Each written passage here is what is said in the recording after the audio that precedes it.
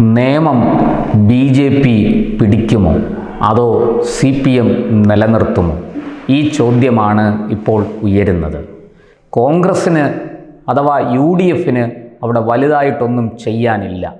പരമാവധി ഒരു 35,000 വോട്ട് പിടിച്ചേക്കാം. ഇക്കുറി അങ്ങനെ വോട്ട് പിടിച്ചാലും അത് ആരെ തോൽപ്പിക്കും?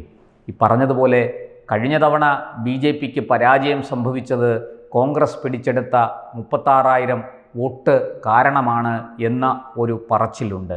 അതുപോലെ ഇക്കുറിയും ആ വോട്ട് പിടിച്ച് BJPയെ തോൽപ്പിക്കുമോ അതോ CPMനെ LDFനെ പരാജയപ്പെടുത്തുമോ? ഈ ചോദ്യം നേമത്തെ ജനങ്ങൾ ചോദിക്കുകയാണ്. കോൺഗ്രസ് ആകട്ടെ അവിടെ ഒരു മത്സരത്തിന് തങ്ങൾക്ക് കഴിയില്ല എന്ന് തെളിയിച്ചു കഴിഞ്ഞിരിക്കുന്നു. എന്തിനു പറയുന്നു? ഏറ്റവും ഒടുവിൽ ലോക്സഭാ തെരഞ്ഞെടുപ്പും അതിന് പിന്നാലെ നമ്മുടെ തദ്ദേശ തെരഞ്ഞെടുപ്പും നടന്നു. രണ്ടിലും കോൺഗ്രസ്സിന് അവിടെ ദയനീയ പരാജയമാണ് സംഭവിച്ചത്. നേമത്ത് ശശി തരൂർ കോവളത്തും നെയ്യാറ്റിൻകരയിലും പാറശാലയിലും തിരുവനന്തപുരം സെൻട്രലിലും മുന്നിട്ട് നിന്നു. പക്ഷേ നേമത്ത് 10,000-ലധികം വോട്ടുകളുടെ ഭൂരിപക്ഷത്തിനാണ് രാജീവ് മുന്നേറിയത്. അതുപോലെ തന്നെ തദ്ദേശ തെരഞ്ഞെടുപ്പിൽ BJP 17 വാർഡുകളാണ് നേമം മണ്ഡലത്തിൽ നിന്ന് പിടിച്ചെടുത്തത്. ഒരു ചെറിയ കാര്യമല്ല. നേമത്ത് BJPയുടെ ജയം സുനിശ്ചിതമാണ്. BJP അല്ലാതെ മറ്റൊരു കക്ഷി അവിടെ നിന്ന് ജയിക്കും എന്ന് രാഷ്ട്രീയ നിരീക്ഷകരും പറയുന്നില്ല. അട്ടിമറി, അതായത് കോൺഗ്രസ് ഒന്നടങ്കം വോട്ട് CPMന് കൊടുത്താലും അല്ലെങ്കിൽ CPMൻ്റെ വോട്ട് ഒന്നടങ്കം കോൺഗ്രസ്സിന് കൊടുത്താലും അവിടെ BJPയെ പരാജയപ്പെടുത്താൻ കഴിയില്ല എന്ന ഒരു സാഹചര്യം ഉണ്ടായിരിക്കുന്നു എന്നാണ് പൊതുവെയുള്ള വിലയിരുത്തൽ.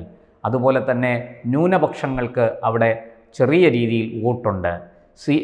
മുസ്ലിം വോട്ട്, ക്രിസ്ത്യൻ വോട്ട്, ഇത് രണ്ടും അവിടെ ചെറിയ തോതിൽ ഉണ്ട്. മുസ്ലിം വോട്ട് ഒന്നടങ്കം നമുക്കറിയാം 2011 മുതൽ അവിടെ കോൺഗ്രസും UDFും ദുർബലമായതുകൊണ്ട് BJPയെ തോൽപ്പിക്കാൻ വേണ്ടി അത് CPMന് LDFന് കൊടുക്കുകയാണ് പതിവ്. 2011 അവസാന റൗണ്ടുകൾ എണ്ണുന്നത് വരെ O രാജഗോപാൽ എന്ന BJPയുടെ സ്ഥാനാർത്ഥി മുന്നേറിയത് നമുക്കറിയാം. നല്ല രീതിയിൽ നല്ല വോട്ടുകൾക്ക് നല്ല ഭൂരിപക്ഷത്തിന് മുന്നിട്ട് നിന്ന അദ്ദേഹം പക്ഷേ അമ്പലത്തറ, പൂന്തറ തുടങ്ങിയ വാർഡുകൾ എണ്ണാൻ തുടങ്ങിയപ്പോൾ അല്ലെങ്കിൽ ആ മേഖല എണ്ണാൻ തുടങ്ങിയപ്പോൾ അദ്ദേഹം താഴേക്ക് പോയി. അവിടെ ആ വോട്ടുകൾ സാധാരണ അത് UDFനും കോൺഗ്രസ്സിനും പോകുന്ന വോട്ടാണ്. പക്ഷേ 2011 അത് ലഭിച്ചത് LDFനാണ്. CPMൻ്റെ സ്ഥാനാർത്ഥി ഇപ്പോഴത്തെ വിദ്യാഭ്യാസ മന്ത്രി ശ്രീ V ശിവൻകുട്ടിക്കാണ് ആ വോട്ടുകൾ ലഭിച്ചത്.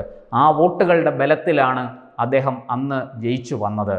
അദ്ദേഹം ഒരു വേള വോട്ടെണ്ണിക്കൊണ്ടിരുന്നപ്പോൾ ക്ഷുഭിതനായി, അതായത് BJP വലിയ രീതിയിൽ മുന്നേറുന്നത് കണ്ട് ക്ഷുഭിതനായി പാർട്ടി പ്രവർത്തകരോട് പിണങ്ങി കൗണ്ടിംഗ് സ്റ്റേഷൻ വിട്ടുപോയ ആളാണ് ശിവൻകുട്ടി. പിന്നീട് ജയിച്ചു എന്നറിഞ്ഞപ്പോഴാണ് അദ്ദേഹം മടങ്ങി വന്നത്. അതിന് അദ്ദേഹത്തെ അന്ന് ജയിപ്പിച്ചത് അവിടുത്തെ മുസ്ലിം വോട്ടാണ്. 2016 അതുപോലെ തന്നെ സംഭവിക്കുമെന്ന് ഇടതുപക്ഷം, CPM, ശിവൻകുട്ടി ഒക്കെ കണക്കുകൂട്ടി. പക്ഷേ മറിച്ചാണ് സംഭവിച്ചത്. കാരണം ഒരു വശത്ത് ഒരു സ്ഥാനാർത്ഥിയെ BJP ആയതുകൊണ്ട് അല്ലെങ്കിൽ താമര ചിഹ്നത്തിൽ മത്സരിക്കുന്നത് കൊണ്ട് മാത്രം തെരഞ്ഞുപിടിച്ച് തോൽപ്പിച്ച ആ ഒരു വർഗീയ രാഷ്ട്രീയമുണ്ടല്ലോ, അതിനോട് മണ്ഡലത്തിലെ ജനങ്ങൾക്ക് വലിയ എതിരുണ്ടായി. അതുകൊണ്ട് തന്നെ നിഷ്പക്ഷരായ കുറേ മനുഷ്യർ, കുറേ വോട്ടർമാർ BJPക്ക് അനുകൂലമായിട്ട് വോട്ട് ചെയ്തു. 2016 ഈ പറഞ്ഞതുപോലെ മുസ്ലിം വോട്ട് ശിവൻകുട്ടിക്കാണ് ലഭിച്ചത്. പക്ഷേ എന്നിട്ടും ശിവൻകുട്ടി തോറ്റു. അതിന് കാരണം മണ്ഡലത്തിലെ നിഷ്പക്ഷരായ വോട്ടർമാർ BJPയെ അനുകൂലിച്ചു എന്നത് ആണ് അതിൻ്റെ കാരണം. പക്ഷേ 2021 മറിച്ചായി.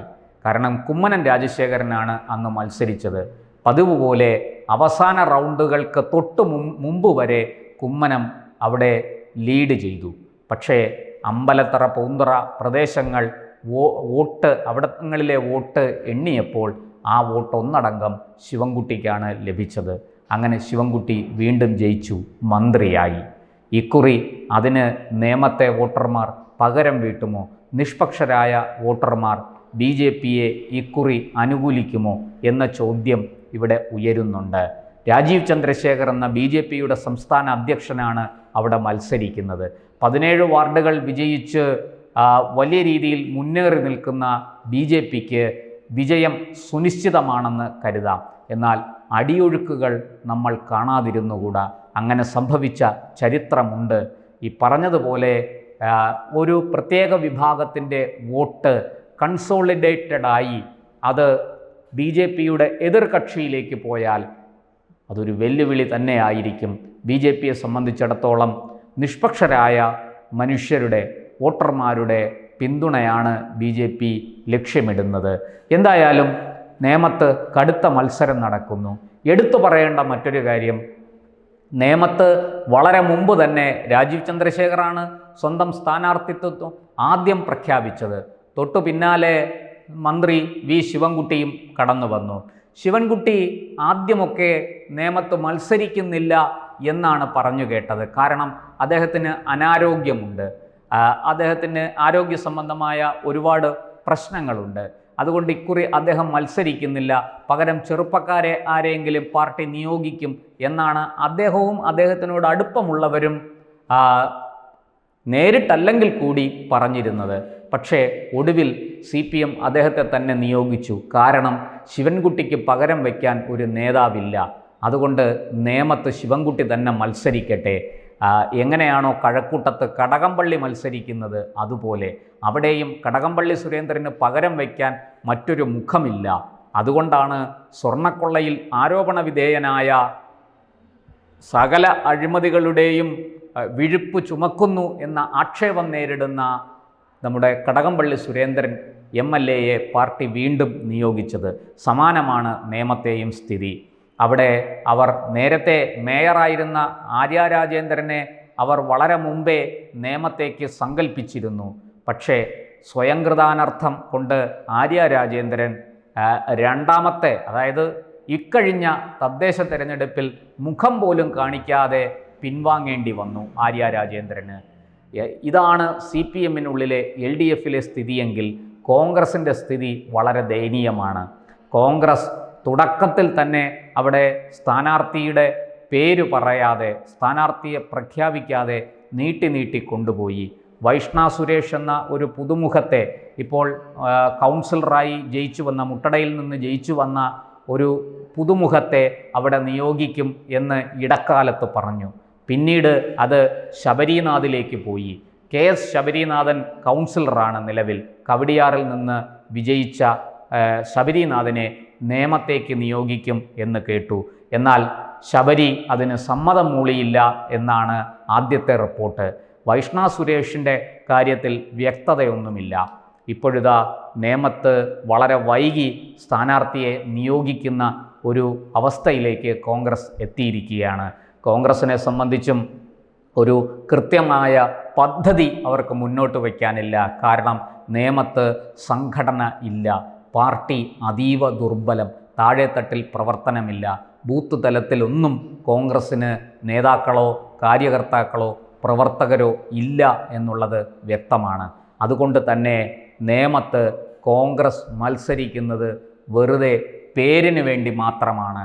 എന്നാൽ അവിടെ BJPയും CPMും മികച്ച പോരാളികളെ തന്നെ നിയോഗിച്ചുകൊണ്ട് മത്സരിക്കുകയാണ്. ഒരർത്ഥത്തിൽ CPMും BJPയും അവിടെ നേരിട്ട് ഏറ്റുമുട്ടുകയാണ് എന്ന് തന്നെ നമുക്ക് പറയാം.